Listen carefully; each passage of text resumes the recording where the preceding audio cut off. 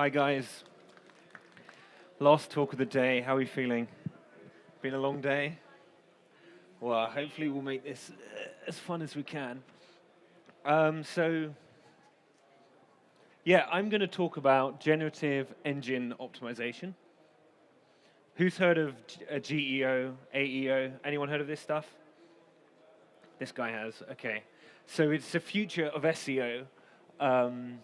And yeah, I'm going to get into it. So I spent 6 years at Amazon before I founded Ecomtent. At Ecomtent, we help e-commerce sellers to optimize for AI-powered search. So that's ChatGPT, Amazon RUFUS, and this kind of thing.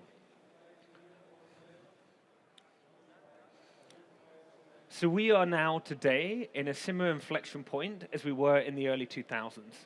In the early 2000s, Google went from having a tenth of Yahoo search volume to 10 times it in a couple of years. And the big innovation that drove this explosion was, if the slides will work, the PageRank algorithm. So historically, Google would, it worked out the best way to understand how good a page was to rank the relative authority of all the pages pointing towards it, and therefore, it would serve the best page to the customer based on the references each page gave towards it. This previous shift had some major winners. You've probably all heard of TripAdvisor. They got 200 million monthly organic traffic at their peak, got to being a $14 billion company, and the way that they did this was by having, they hacked this PageRank algorithm. They had hundreds of thousands of relevant landing pages, best restaurants in Sofia, best hotels in London. So when people were searching for specific things, they would drive them there. And equally, they would give out awards to all of their restaurants and hotels as backlinks. So this would drive traffic back to their website. Therefore, they got lots of traffic to their website and 200 million monthly organic traffic. This previous shift also had losers. Anyone here heard of Virtual Tourist? Nobody's heard of Virtual Tourist. And the reason no one's heard of Virtual Tourist is that they went out of business in 2017. You can't really see it here, but they actually started the month before TripAdvisor and went defunct. Many, many reasons why they lost this game. But if you listen to the founder of TripAdvisor, their SEO strategy was a key part of their winning, and these guys didn't have it.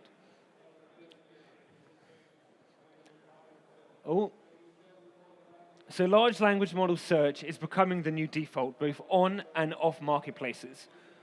Just quickly, who here sells on a marketplace? Anyone? One. No one else? Who here sell, which of you guys are selling at all? Or a few of you, okay. So on marketplaces, you have stuff like Amazon RUFUS, Walmart Wallaby, other kind of large language model-based search. And then obviously the big one is ChatGPT, but you have Perplexity, you have a number of these other search engines. ChatGPT is now getting 1 billion messages every single day. It is the 8th most visited website in the world, and increasingly, it is growing at 50% month on month, and that's from December. So increasingly, more and more of your customers are going to these AI answer engines to understand what products to buy, to do research, and this kind of thing. 60% of adults in the US have used an AI chatbot, Perplexity, ChatGPT, all of these to do product research in the last 30 days, according to A16Z.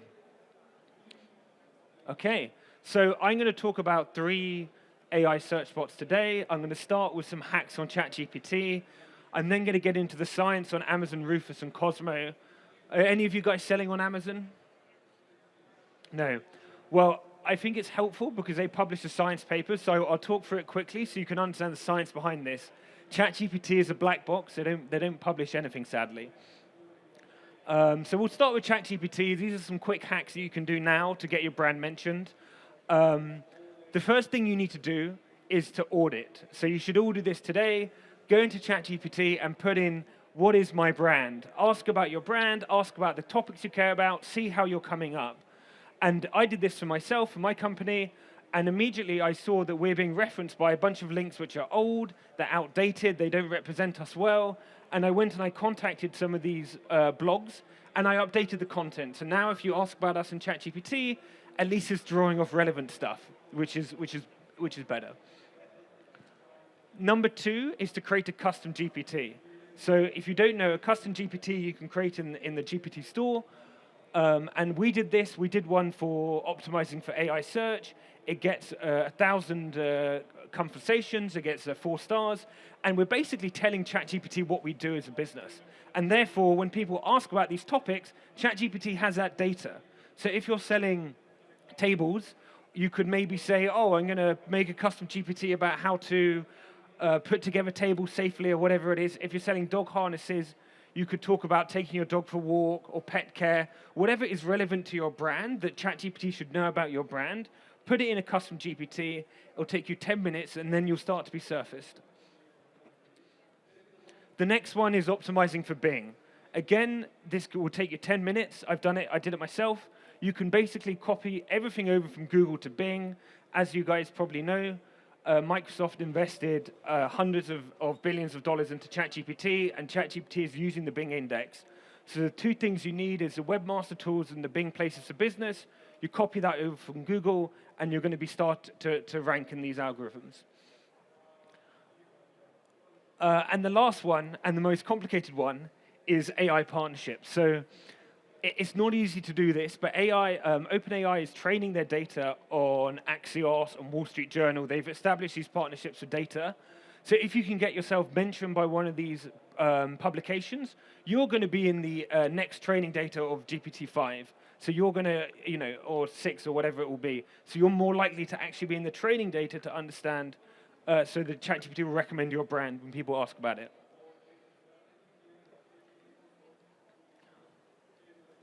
Okay, so I'm going to run through RUFUS. I'm going to do this quickly because none of you are selling on Amazon. But I do want to talk about it because unlike ChatGPT, who don't publish anything really, it's all very secret. The big companies like Amazon, Google, and Microsoft, they all publish the science papers. Famously, the science paper, all you need is attention, which was the one for the LLMs, which OpenAI used to build ChatGPT, was originally a Google paper. So the big companies publish these science papers, and it gives us real insights into how these models work. But quickly, what I have on this slide here is why do people even do this? This is actually my home office, and as you can see, it's a superior customer experience. You type in your prompt, you get an exact answer. It's much easier than searching through thousands of products which all look the same. And also, I've got another example here of me skiing and doing the ski gloves. So this will be bigger than mobile. So I worked at Amazon for 6 years, as I mentioned in the beginning. When I started at Amazon, 30% of searches were on mobile. Now that is 80%, and this is a significantly bigger technology shift than what we've seen before. So I won't go into this again because we're not focused on Amazon, but roughly I've done some back-of-the-envelope maths from how much inferentia AWS is giving towards RUFUS, and they give 80,000 chips, and if you work backwards to how much that would mean in terms of searches, it would be about 14% of searches. So people are adopting these AI search now, and obviously that's relevant if you're selling on, you're selling anywhere. So as I mentioned, the great thing about Amazon and all of the big tech companies is that they publish all of their science papers. So Amazon has published the one behind RUFUS, behind its AI chatbot. It's called a shopping agent for addressing subjective product needs. And in this science paper, they talk about 5 facets of product needs that you need to put on your product listings in order to get picked up by these AI engines. And they are subjective property. What is the attribute that you're selling? Is it, is it a sturdy table? Is it a colorful dress? Secondly, what event are you selling the product for? Is it for Christmas? Is it for Easter? Is it for running a marathon? What is the event? You need to give the AI the context. The activity. So is it a gaming chair? Are you traveling? What are you doing with the activity? The goal. So why are people buying your product? And then lastly, the audience. Who's the target audience? So these 5 things are super important to have in the product listings beyond the keywords. These give context to what your product does, and it helps the AI engines. And COSMO, this was a previous paper, and I'll run through this again, a previous paper Amazon published. The point I'm making here is that it tells us exactly the same thing. It tells us the same thing, which is, in this paper, they call it a slightly different thing, but it's the same concept. You need to talk about the function. You need to talk about the event. You need to talk about the audience. You need to talk about seasonality. These are the key things that these AI models are looking for. And I could go through and I could show you 10 science papers, all from Amazon, and some from Shopify, but they all say the same thing. This is all about context, and it's no longer about keywords if you want to optimize to an AI algorithm. Search is also multimodal. Again, we see this in the science papers. We know this if you use ChatGPT, it can understand the images.